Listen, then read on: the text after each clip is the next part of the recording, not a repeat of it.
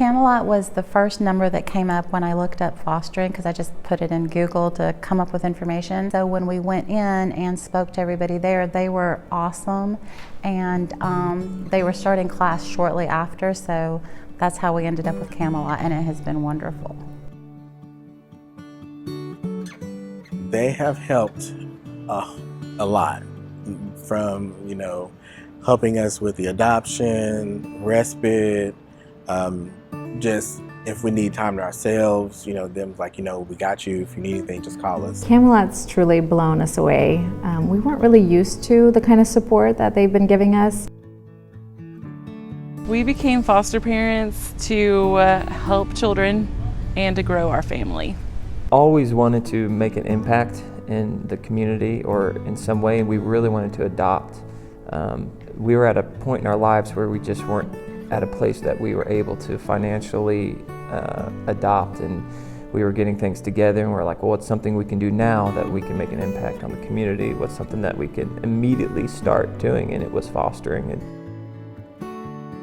knowing that kids are safe. Yeah, and that we're helping that bridge, in between birth parents and, them getting on the right track.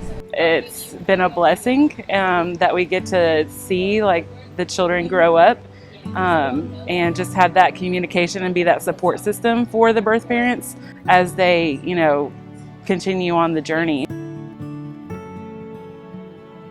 You have to take a step back and know that they have the best interest of your children, and try to, like I said, come away from what you're thinking and just look at a bigger picture, that someone has made a sacrifice and is blessing you with taking in your child. Camelot has been great.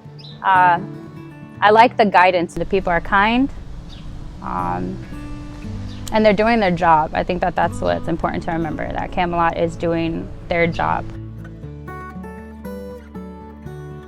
I think the biggest hesitation people have, and something that has crossed our minds, is how do you say goodbye? That child needs you to attach to them and to love them, and it's going to be harder on them than it is on you. It's the least we could do with everything that they're going through. Come from such brokenness that it doesn't matter what you have. A lot of the times it's more than what they currently have. They need someone to take care of them. They need a bed to sleep in. They need someone to comfort them. And so we realized, it doesn't matter how big of a house you have or how nice of things you have. They need a family. I remember when they texted us about asking us could we take the sibling group of 4, and I texted back and said, "You're kidding, right?" Because I was like, that's quite a bit. I wasn't expecting that.